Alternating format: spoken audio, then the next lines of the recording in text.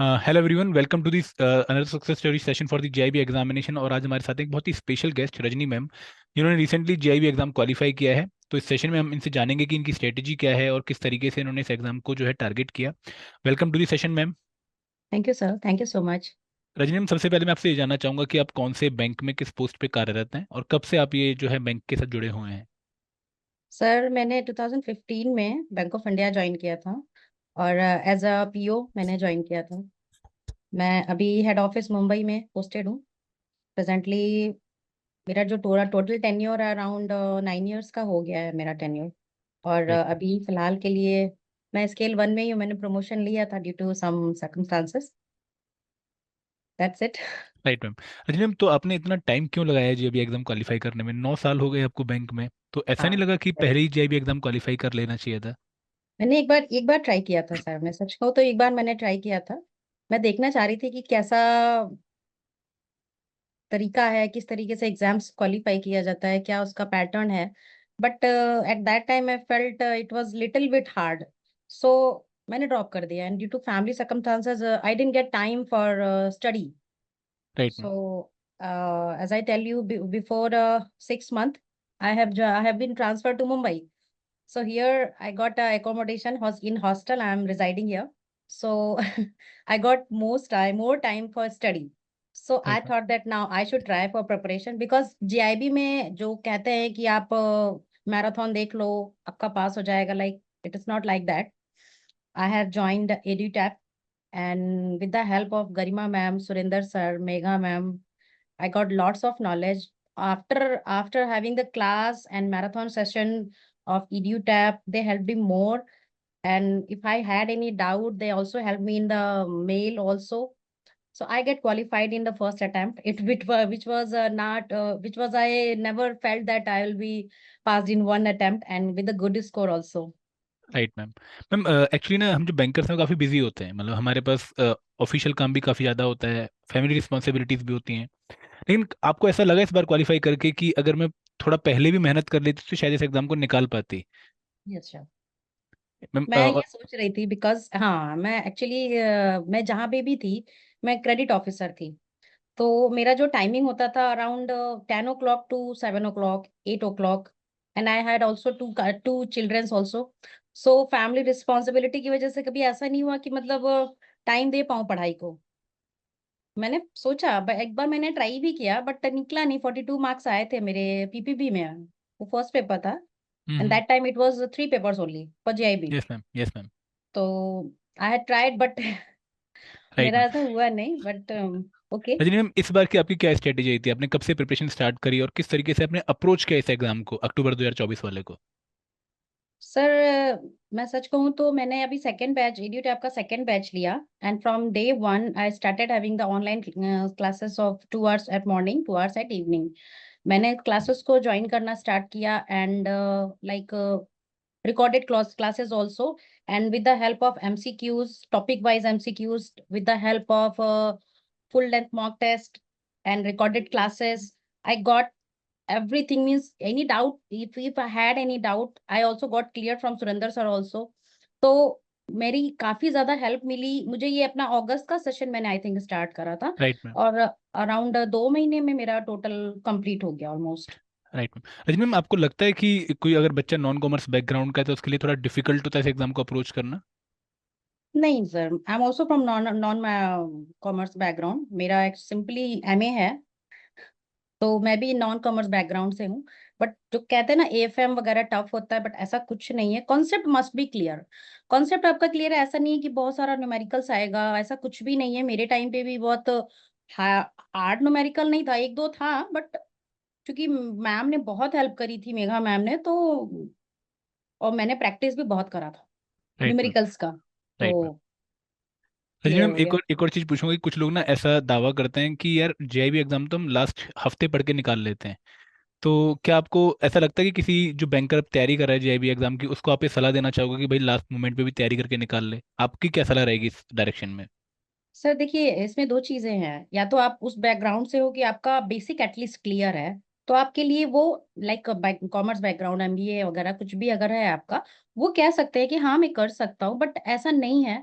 मैं एक चीज बस इतना जानती हूँ, कॉन्सेप्ट अगर आपका क्लियर है, बिकॉज आप एक बार आप पैटर्न उठा के देखेंगे, लास्ट प्रीवियस ईयर क्वेश्चन उठा के देखेंगे, तो कई सारी ऐसी भी चीजें हैं, एक मिनट, कई सारी ऐसी भी चीजें हैं कि जिसमें लगा कि हाँ, ये नॉन कॉमर्स बैकग्राउंड का आदमी भी कर सकता है, और जो कॉमर्स बैकग्राउंड का है वो भी कर सकता है। बट हाँ, ओके है, बट कॉन्सेप्ट क्लियर होना चाहिए, क्वेश्चन राइट कहीं मैम। से भी पूछ ले, you are always ready to give the answer. Right ma'am. Ma'am एक और चीज़ आपसे पूछूंगा कि अभी आप जब मुंबई में थे काम तो तब भी बहुत ज़्यादा होगा, मैं मतलब श्योर हूँ इस मामले में कि बैंक वाले काम कम नहीं देते हैं कभी भी, और घर से दूर रहने का थोड़ा दुख भी होगा आपको। तो ये जो कंसिस्टेंसी है पढ़ाई में वो कैसे आई, मतलब आपको पिछले 2 महीने में आप लगातार कंसिस्टेंटली तैयारी कर रहे थे, और बैंकर्स की सबसे बड़ी दिक्कत ये होती है कि वो 2-3 दिन लगातार पढ़ाई कर लेते हैं, लेकिन फिर कोई काम आ जाता है, कोई जो है फैमिली रिस्पॉन्सिबिलिटी आती है, फिर पढ़ाई छूट जाती है, फिर दोबारा स्टार्ट करते हैं, फिर छूट जाती है। तो ये जो कंसिस्टेंसी थी 2 महीने की, ये आपने कैसे मेंटेन करी मैम? सर मैं पहले सबसे पहले कहूंगी कि मैंने कुकिंग छोड़ दी। ओके। 2 महीने से मैंने कुकिंग छोड़ दी। मैं मॉर्निंग और इवनिंग क्लासेस लेती थी, और चूंकि मेरे यहाँ कैंटीन की फैसिलिटी है, तो कैंटीन में पढ़ाई अपना थोड़ा बहुत अपना मोबाइल में चला के करती थी। अदरवाइज मैं खाने का मैंने सिस्टम रूम पे मैंने छोड़ दिया। और मोस्ट ऑफ द टाइम मैं जो अपने रिकॉर्डेड सेशंस होते, लाइक कोई डाउट रहता था तो मैं उसको देखती भी थी। तो एक ये सबसे बड़ा मैंने त्याग जिसको कहते हैं वो मैंने राइट किया मैम। यहाँ पे। और राइट मैम। हाँ, नो डाउट यहाँ पे भी काम है, बट ये है ना कि रूम पे आने के बाद ऐसा नहीं है कि मतलब दूसरे कामों में अपने को बिजी रहना है। एक फुल ऐसा था कि पूरा पढ़ाई करना है, या तो फिर अपना खाना बनाना है, सो जाना है, या फिर तैयारी करनी है। बहुत तो बढ़िया मैम। फिर बहुत बढ़िया। हो रजनी मैम, गया। मैं आपसे एक और चीज पूछूंगा क्योंकि आपने इस तैयारी को काफी अच्छे से मतलब फील किया है पिछले 2 महीनों में। तो यस आपको सर। क्या लगा कि जो मतलब लोग तैयारी कर रहे हैं इस एग्जाम की, उनके लिए सबसे बड़ा चैलेंज क्या है, सबसे बड़ा डिफिकल्ट कंपोनेंट क्या है, मतलब जिसको उनको टैकल करना चाहिए? सबसे इम्पोर्टेंट चीज मैं बताऊं सर, मैंने जो फील किया मैं आपको बता रही हूँ कि आईएबीएफ वो चीजें ज्यादा पूछता है जो मेरी डेली बैंकिंग में सबसे ज्यादा हो रही है।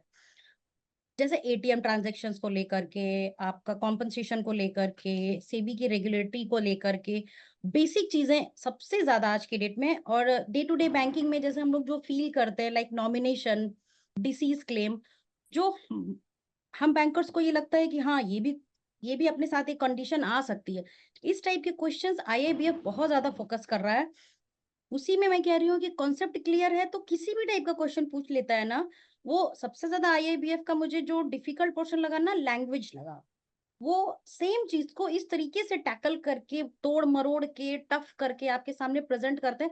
आंसर बहुत इजी होता है, मैं पहले भी आपसे बता चुकी हूँ, आंसर बहुत इजी था। कॉन्सेप्ट क्लियर है तो कहीं से भी कुछ भी पूछ ले, कोई इशू नहीं है, बट आंसर आ जाएगा आपको। बट हाँ, आपका कंसेप्ट क्लियर है तो आईएबीएफ सबसे ज्यादा यही करता है कि अपना लैंग्वेज को टफ कर देता है।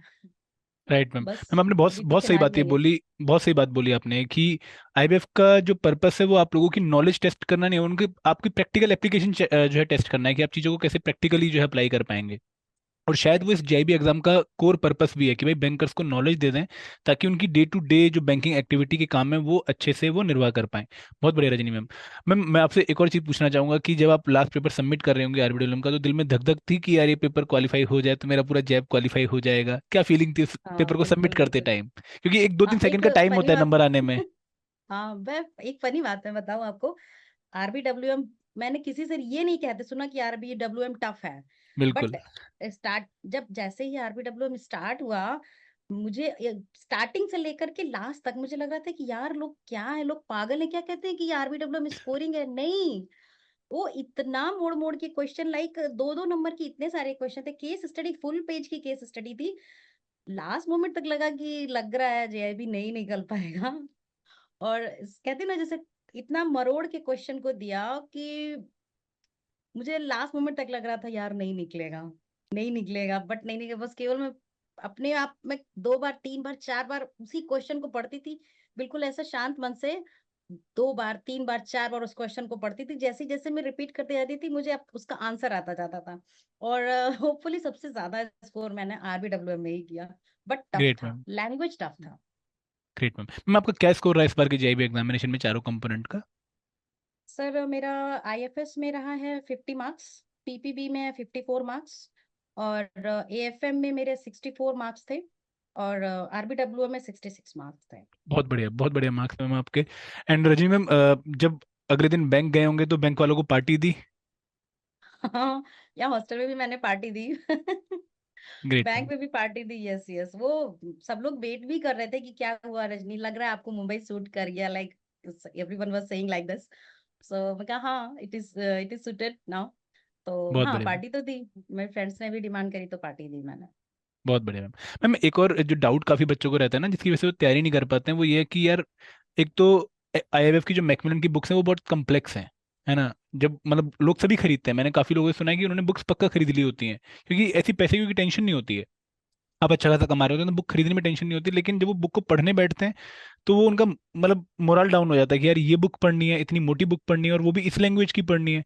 तो आपके साथ भी कुछ ऐसा चैलेंज आया था मैम? नहीं सर, मैंने बुक नहीं खरीदी थी, मैं लिटरली आपको बहुत बताऊं। बढ़िया। मैंने केवल और केवल ईडी टैब को फॉलो किया, नथिंग एल्स। और लास्ट के जो मैराथन सेशंस थे और भी जगहों के, वो मैराथन सेशंस मैंने लिए एक हफ्ते का।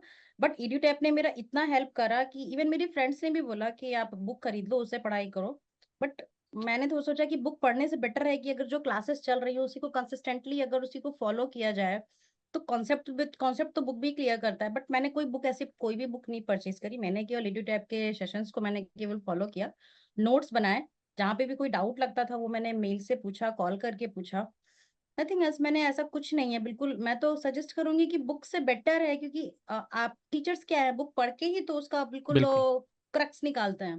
तो बुक्स का ऐसा कुछ नहीं है। मैं तो ये कहूंगी, हाँ, अगर आप भाई लाइक है, आपको लाइक करते हैं आप बुक पढ़ना, और ऐसा कुछ है कि आप बगैर बुक के आपको खाली खाली लगता है, तो कोई इशू नहीं है। बट ऐसा ग्रेट। मेरे साथ नहीं होता। बहुत बढ़िया मैम, बहुत बढ़िया। अच्छा मैम, एक और चीज़ कि आप अकाउंट शायद पहली बार पढ़ रहे थे, है ना? आपने अकाउंट्स पहले कभी पढ़ा ही नहीं, आपने बताया कि आप एमए फील्ड से थे। तो हम्म। अकाउंट पढ़ते हुए स्टार्टिंग में डर लगा था मैम? नहीं सर, बिल्कुल नहीं लगा। मेघा मैम अरे ने वाह। भी बोला कि वो तो कॉमर्स बैकग्राउंड से थी, बट उन्होंने कहा देखो मैंने कभी न्यूमेरिकल्स नहीं लगाया। तो और इसके बावजूद भी उन्होंने आई थिंक 75 मार्क्स स्कोर किए थे।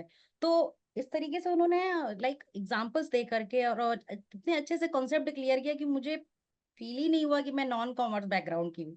जो सबसे ज्यादा मुझे प्रॉब्लम करता था वो एफएम से, मुझे डर लगता था, क्या मैं डर लगता था एक तरीके से। और एफएम में भी अच्छे मार्क्स आए, 64 मार्क्स आए। बहुत बढ़िया मैम, बहुत बढ़िया। क्योंकि मैंने काफ़ी लोगों से सुना है कि वो तैयारी इसलिए स्टार्ट नहीं कर रहे होते हैं क्योंकि उनको लगता है कि यहाँ पर अकाउंट्स पढ़ना है ना? और उनका हम्म। बैकग्राउंड बिल्कुल भी अकाउंट्स वाला होता नहीं, इस वजह से वो तैयारी टालते रहते हैं कि यार चल अगली बार कर लेंगे, अगली बार कर लेंगे।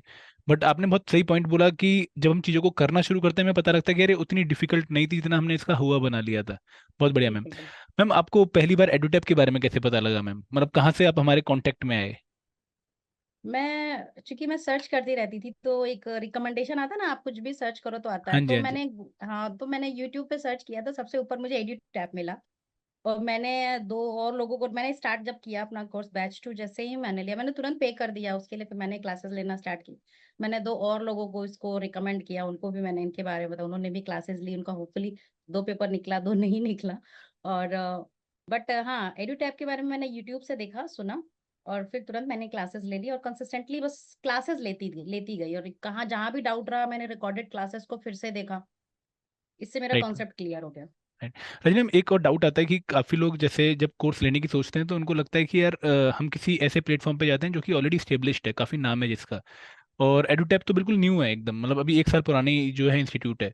तो ये मन में आता नहीं कि यार हम नए इंस्टीट्यूट पे क्यों जा रहे हैं कि जो कि अभी बिल्कुल न्यू है, या फिर हम पुराने पे क्यों ना जाएं? आपने कैसे मतलब अपने मन को समझाया कि यार एडुटैप का कोर्स ले लेती हूँ?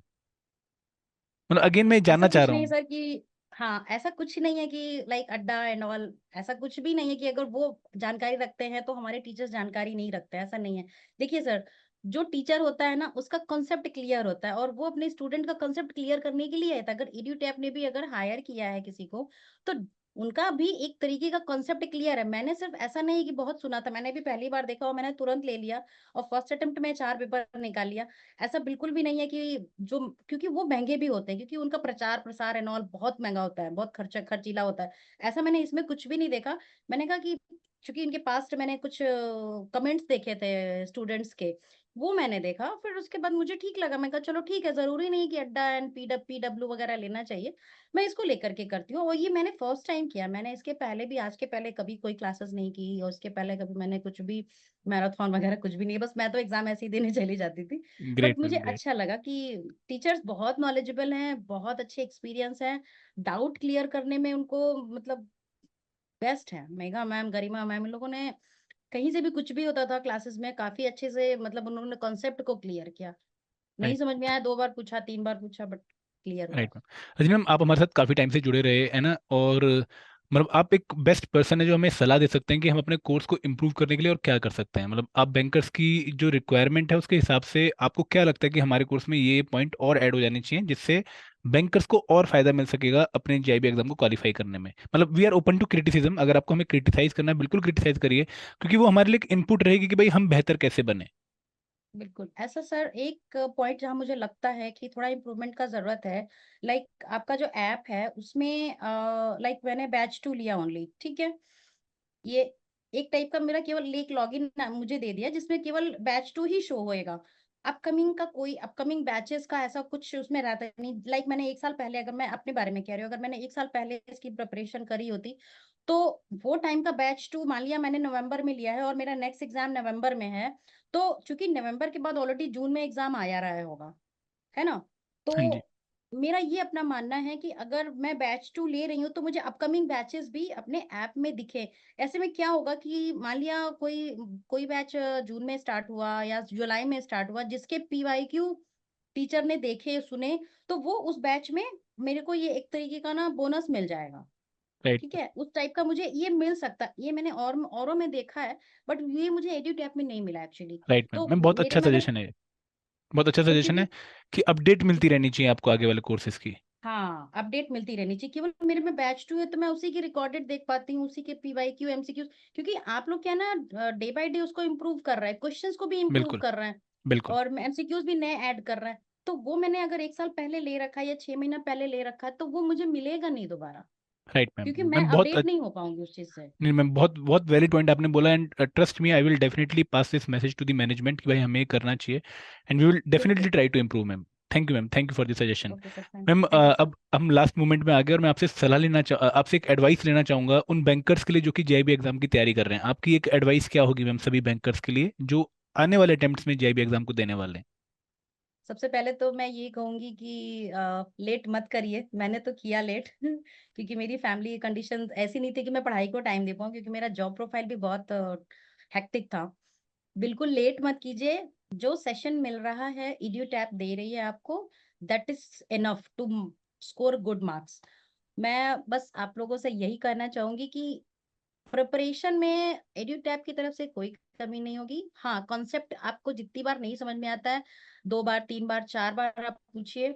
ऑनलाइन क्लासेस अगर आप ले रहे हैं तो गुड, अदरवाइज रिकॉर्डेड क्लास को 2x करके देख लीजिए। मेरा इतना मानना है कि हम अगर कोई चीज लिख रहे हैं और उसके जगह अगर मैं कोई चीज सुन रही हूँ या देख रही हूँ तो वो ज्यादा मेमोराइज होता है। ये मेरा अपना मानना है। तो 2 महीना सफिशिएंट है, एक एक बैच अगर आप ले रहे हैं तो, और अगर 2 महीना पहले भी आप प्रिपेयर कर रहे हैं, that is enough for me. Great ma'am, great ma'am, बहुत अच्छा लगा आपसे बात करके, एंड मैं पूरी आशा करूंगा कि आप सीआईबी एग्जाम भी अगले टर्म में निकाल लें। ठीक है, क्योंकि उसके डेफिनेटली बाद आप सर, एकदम थैंक यू। सेटल हो जाएंगे थोड़ा सा, है ना, जैब एंड कैब दोनों qualified. And ma'am best hmm. Wishes, और बहुत अच्छा लगा आपसे थैंक यू बात करके, सर। बहुत सही बात, बहुत नई बातें सीखने को मिली जो कि शायद बैंकर्स के आगे काम आएंगे। Thank you ma'am, thank you very much. Thank you sir, thank you, thank you so much.